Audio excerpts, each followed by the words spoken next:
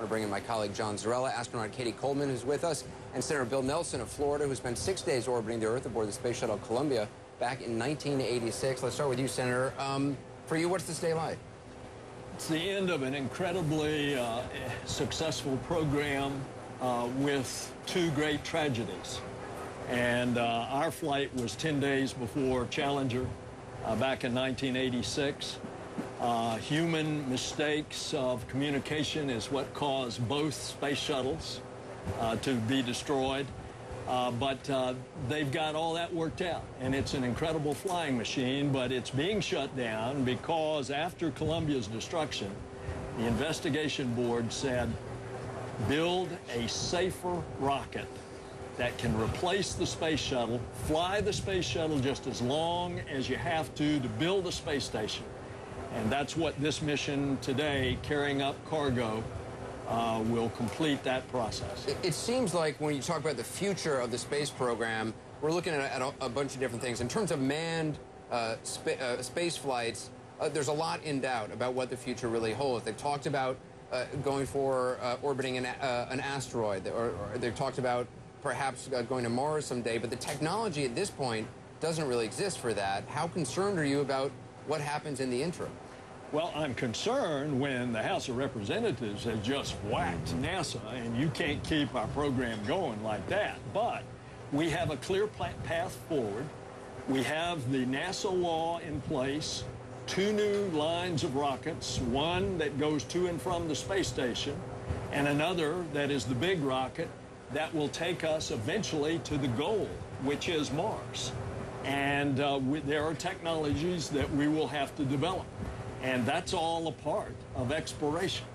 In terms of unmanned space flights, the path is much clearer. I mean, there's already a number of things that are going to be happening just in this next year for unmanned space flights. No, that's true, and I think there's a tendency to think just because this particular kind of vehicle, the fleet of the space shuttles, is not going to be flying, that space flight is over when it's so far from true. I mean, right now, as we speak, there are 6 people living on the International Space Station, and actually probably listening to CNN as we speak, at least when I was up there a month ago. When we would watch launches, we'd end up streaming either CNN or the NASA channel. On the International Space Station? Right, oh, right. And cool. so we can't do it all the time, but when there's a certain kind of communication pass, we can see it. And because we like to get our news up there as well, and it's a nice way to check in on the progress of the mission. So they'll be streaming the NASA channel. Let me ask you what we're looking at right now. We're seeing, I believe it's a mission control. What's the mood in there like at a time like this? I say this is the station mission control, and it looks like they're talking about stuff, probably about the readiness for the arrival of the space shuttle. There's a lot that has to happen on the station to make everything ready so that their mission can happen really efficiently. It seems so calm. A control room at CNN right before broadcast is a nightmare. People are screaming and yelling. It seems very orderly. Katie, before you got here, Senator, Katie was saying that she actually fell asleep one time before going off on a mission. Did you fall asleep when you were sitting there? Yes, but... Did you really? But it wasn't like these guys. I mean, they're all business. They've got a 10-minute window. Remember, we are the most delayed flight ever. Right. 4 scrubs on the pad. We had a basically 3-hour window.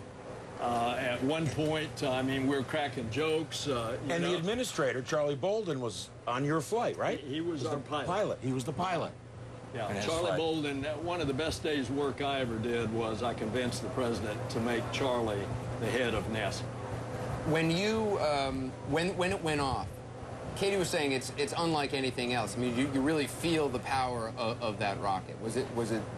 Well, when those solid rockets light off at T-0 and you've got about 7 million pounds of thrust underneath you, you definitely know you're going someplace. You just hope it's straight up.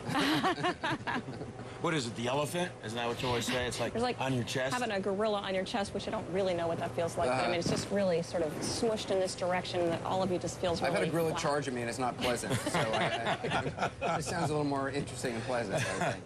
We got to take a quick break. We'll continue to talk as we wait for the president to speak on jobs. We wait for the final countdown of launch. We'll go back to where it all began, that first shuttle liftoff. I'm joined here on set by CNN's John Zarrella, who's covered many dozens of launches at this point. Also, astronaut Katie Coleman and Senator Bill Nelson, who's also been up in space.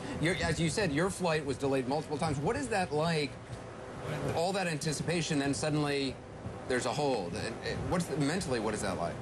Well, it got to be old hat climbing in the orbiter. As a matter of fact, one of the jokes, one of our crew members, Steve Hawley, felt like he was the jinx, and so the fifth try, when we actually launched, he put a disguise on so that the orbiter wouldn't know that it was him. I flew with Steve, too. It's, these folks, these professional astronauts are so terrific, and they have such a terrific sense of humor. And you think about it, Anderson, it is therapeutic. A lot of these people, they're on the edge, pressing the edge of the envelope all the time, and humor serves as a function to reduce the tension. Four astronauts aboard this flight: Commander Chris Ferguson, Doug Hurley, Sandy Magnus, and Rex Walheim, all incredibly experienced in space. Absolutely. In fact, Sandy has lived on the space station, which makes her a really valuable asset for this mission where they've got a lot to do. They're delivering a lot of supplies to the space station. It doesn't help if you deliver supplies, but you don't put them in the place that you're supposed to. Right, she's the payload master. She is the load master, we call her. Load master, okay. Yeah. So, and it's like 8,000 pounds of food and equipment that they're bringing up, and then they also bring used equipment back down. Exactly.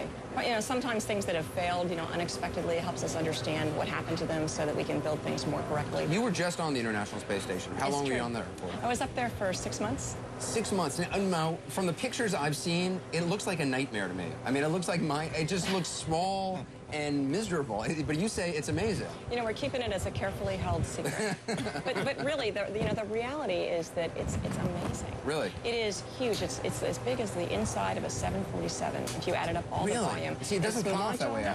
After module, and actually have more space in 3 dimensions than you would if you were just, walking around. We're flying around, not just floating, but flying. There is a Japanese experiment module. Columbus is the European experiment module. The U.S. lab.